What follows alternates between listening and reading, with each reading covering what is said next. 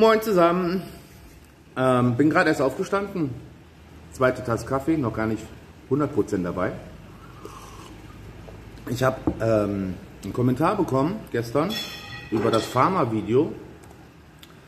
Und das habe ich jetzt freigegeben, weil für mich sieht das aus, als ob der Mensch, der da gerade geschrieben hat, überhaupt nicht weiß, was Sache ist. Und zwar schreibt er hin, wie sich denn Pharma denn mit 500 € überhaupt was leisten kann in Türkei, Alanya. Ja, kann ich dir sagen, wie. Zum einen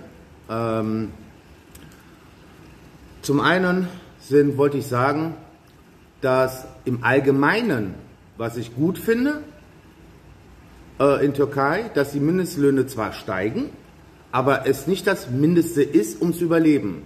Ich wollte klarstellen, dass auf Euro-Basis jedes Jahr der Euro-Wert steigt. Ja?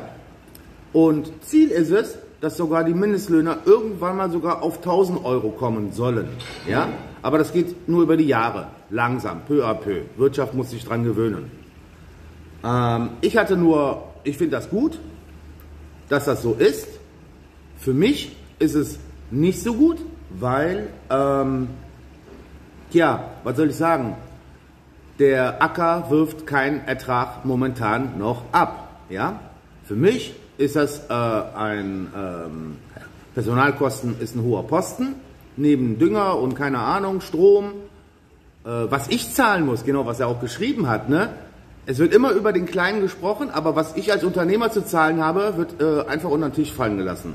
Ich habe auch Stromkosten, ich habe auch Dünger zu zahlen, ich habe Extraleistungen an Arbeiter zu zahlen, ich habe den Arbeiter selber zu zahlen, ich habe noch den Landschaftsminister, also nicht den Minister, Mitarbeiter davon zu zahlen. Ich habe noch eine weitere Person, die ich antanzen lasse, um das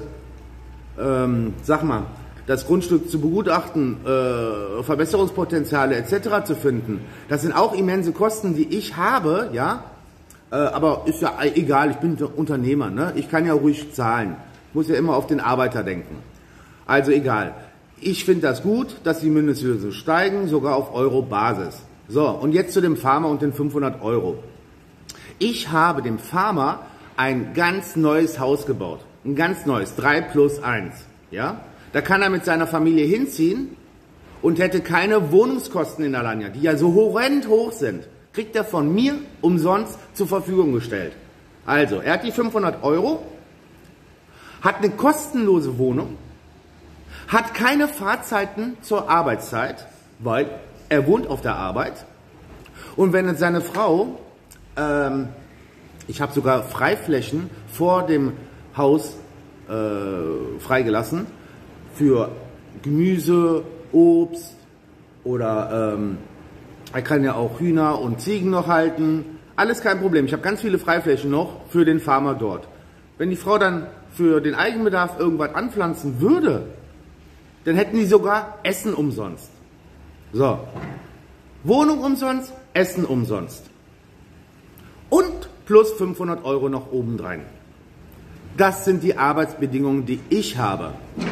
Und wenn der Farmer gute Leistungen leisten würde, mich zu Erfolg bringt, also quasi den Acker in die Gewinnzone bringt, ja, sodass ich sogar mehr Geld habe und verdiene durch ihn, dann würde er natürlich auch beteiligt werden. Er kriegt dann von mir natürlich auch eine Belohnung, mehr wie Mindestlohn. Warum? Weil ich kann es abgeben. Ich teile dann gerne. Zufriedene Mitarbeiter sind immer gute Mitarbeiter. Aber der ist ja von vornherein, wie die Türken halt nun mal sind, wenn man nicht dabei ist, machen sie nichts und sind faul. Das sind alle Bauarbeiter so, das sind alle, die arbeiten. Machst ein Geschäft auf, zum Beispiel irgendwas, Bekleidung, Essen, Cafeteria oder irgendwas, ja, lässt die Arbeiter alleine, wirst du beschissen von denen. Ist halt so. Ist halt nun mal die Mentalität. Tut mir leid, dass ich das so sage, aber wer ein Geschäft schon mal geführt hat, der kann das nur bestätigen, was ich sage. Die müssen permanent kontrolliert werden. So, was hat er denn noch geschrieben? Ich habe übrigens auch eine Antwort darauf gegeben gehabt, aber man kann leider nicht so viel schreiben, wie man sagen kann. Sonst ist einfach zu viel. So. Was habe ich denn hier? Betriebsart, bla bla bla. Als würde ich hier so ausbeuten, ich meine mit 15 Euro oder was die Stunde. Also die Frauen, die ich da beschäftigt habe, ne? Die Männer gehen arbeiten von den Frauen und die Frauen, das ist für die einfach nur ein Taschengeld. Also neben ihrer häuslichen Arbeit sagen die sich in der Clique, hey komm, lass uns doch mal einen Tag im Garten arbeiten irgendwo oder irgendwas machen.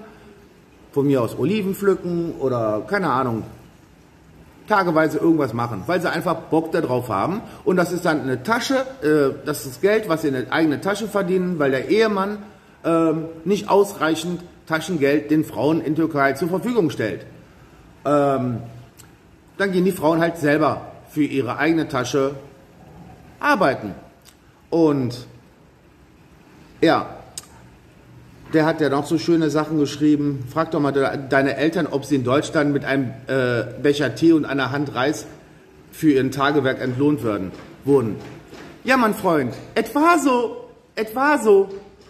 Wir sind also meine Mutter ist mit nichts nach Deutschland gegangen, mit nichts. Hat regelmäßig in der Fabrik gearbeitet, irgendwelche Schokoladendinger oder in der Regenschirmfabrik gearbeitet. Das war Akkordarbeit gewesen, was sie geleistet hat. Und du kannst vorstellen, was die verdient hat in der Fabrik. Nichts. Regelmäßige Arbeit war das gewesen. Und danach ist sie dann am Wochenende noch arbeiten gegangen und nach der Arbeit noch arbeiten gegangen. Sei es entweder putzen, sei es auf dem Weihnachtsmarkt oder irgendwas, irgendein Scheiß. Und ich wurde auch früh genug in diese Geschäfte mit eingebunden von meiner Mutter, um mitzuhelfen. Ich weiß, wie das ist, sich hochzuarbeiten. Schau dir doch mal die Serie an, Wer bin ich?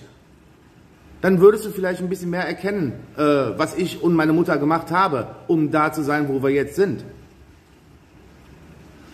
So, und was willst du noch loswerden? Sorry, das muss ich einfach mal loswerden. Es soll jeder sein Geschäft machen, aber sich an den Ärmsten der Armen zu bereichern, ist das absolute Letzte. Was soll ich sagen? Ich meine, ich komme doch aus den gleichen Verhältnissen. Wo komme ich denn her? Ich bin auf der gleichen Stufe wie er gewesen. Wenn er fleißig ist, fleißige Menschen werden belohnt. Ist man faul, wird man nicht belohnt. Das ist ganz einfach. Du kommst aus jeder Schicht heraus. Du kannst dich aus jeder Schicht herausarbeiten, wenn du deinen Kopf einsetzt und wenn du fleißig bist. Das ist nun mal so. Setzt du deinen Kopf nicht ein, bist du dumm, bist du faul, bleibst du da, wo du bist. So ist es einfach. In diesem Sinne, ich hoffe, ich konnte, ein bisschen mehr Informationen liefern zu dem Kommentar, weil das alles zu schreiben, das war zu viel gewesen. Sozialleistung hast du auch nicht abgegriffen. Ach so, Sozialleistung habe ich auch nicht abgegriffen, was du hier so geschrieben hast. Okay, in diesem Sinne, ich wünsche euch einen guten Start. Das war jetzt eine außerplanmäßige Video, weil heute Abend war ein anderes Video geplant, aber das haue ich dann jetzt noch morgens nochmal raus. Schön, 2 Videos am Tag. Ich danke dir nochmal, Ben Buller, für den Beitrag. Tschüss!